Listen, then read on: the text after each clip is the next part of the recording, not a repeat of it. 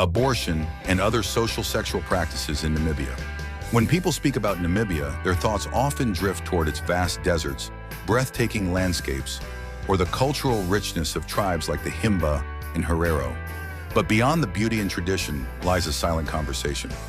A sensitive, complex, and often misunderstood reality shaping the lives of many Namibians, especially the youth and women.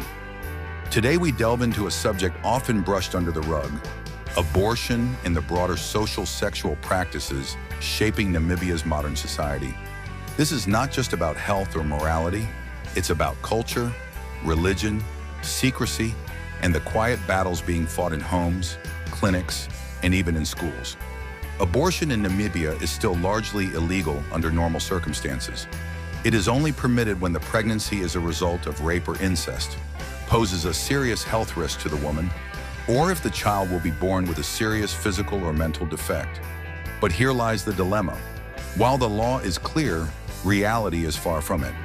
In urban centers like Windhoek, Walvis Bay, and Swakopmund, and even in rural communities, unsafe abortions are quietly taking place. In back rooms, through traditional herbs, or via underground networks, young women, often out of desperation, are taking life-altering risks. One reason for this silence and secrecy is the deep-rooted stigma. Namibia is a deeply Christian nation. The church has a strong influence on daily life, especially in the north and among conservative communities. Pregnancy outside marriage is often viewed as a disgrace, not just for the girl, but for her entire family. And so many young women, fearing shame and rejection, choose abortion, not out of convenience, but as a perceived act of survival. But it's not just abortion.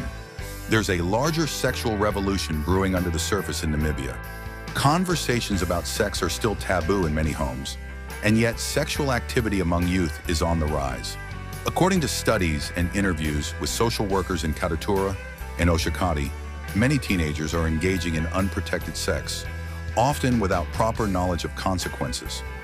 The lack of comprehensive sex education, combined with poverty and peer pressure, leads to high rates of teenage pregnancies and sexually transmitted infections, including HIV.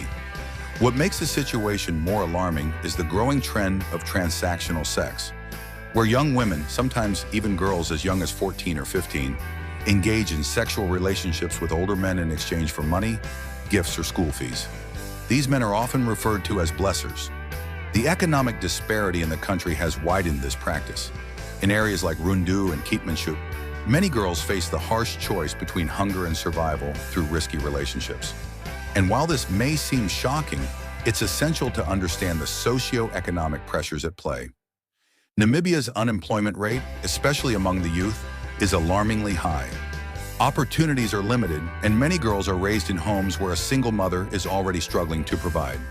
In such a setting, a man offering money, school support, or even food becomes hard to resist. There is also a rising underground scene that very few talk about openly: same-sex relationships and sexual exploration among youth. Although same-sex acts are not criminalized in Namibia, they are still frowned upon socially, especially in traditional and religious communities. Yet young people in urban areas are quietly redefining identity and gender roles, seeking spaces where they can explore their sexuality without judgment. Namibia is currently at a crossroads. On one hand, traditional values still dominate much of the societal structure. On the other, global influence, urbanization, and digital exposure, especially through platforms like TikTok and Instagram, are shaping a new generation. A generation that is more open about sex, curious about their bodies, and eager to express themselves, even if it means going against their culture. But here's the tragic part. While the youth are experimenting, there's little guidance. Schools barely touch on real sexual education. Parents are too embarrassed or culturally restricted to talk. Churches preach abstinence, but rarely offer support for those who falter. And so, many young Namibians are left to learn about sex from social media, porn, or peers, often leading to misinformed choices with serious consequences. The issue of abortion also exposes the deep inequalities in the health system. Women in wealthier families or urban areas have better access to safer options, including traveling to neighboring countries like South Africa, where abortion laws are more liberal. But poor women, especially those in remote villages like those in the Cunene or Zambezi regions, often have no such option. They turn to unsafe methods, sometimes resulting in severe health complications, permanent damage, or even death. There have been movements and campaigns by organizations like Sister Namibia and the Namibian Planned Parenthood Association advocating for reform of abortion laws and better sexual health services. But progress has been slow, met with resistance from conservative political groups and religious institutions. Another growing issue is the normalization of sugar daddy relationships in schools and universities. In institutions like the University of Namibia, UNAM, and the Namibia University of Science and Technology, NUST, there are increasing reports of students dating older, financially stable men in exchange for financial support. It's a reality that exposes the vulnerability of young women in the face of poverty and societal expectations. In the rural areas where traditions still guide most decisions, virginity is often glorified for women. Young girls are taught to remain pure until marriage, yet little is said about consent, reproductive rights, or pleasure. Meanwhile, boys are given more freedom and even praised for sexual exploits. This imbalance contributes to gender-based violence and reinforces harmful power dynamics in relationships. Even contraception is not easily accessible in some places. Many women report being judged or refuse contraception by nurses if they are unmarried. Others fear being seen at clinics and labeled as promiscuous. These barriers, combined with myths and misinformation, like birth control causing infertility or cancer, create a hostile environment for anyone trying to take control of their reproductive health.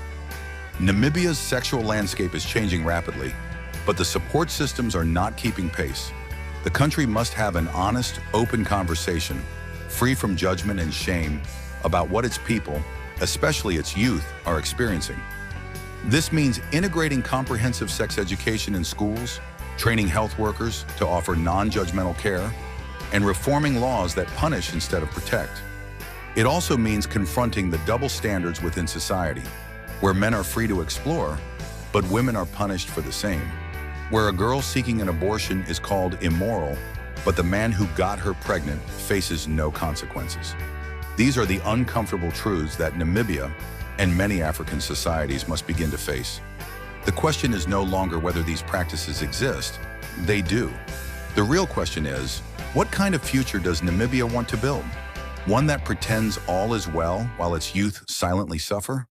Or one that faces the truth, reforms its systems, and offers real solutions rooted in compassion, equality, and education?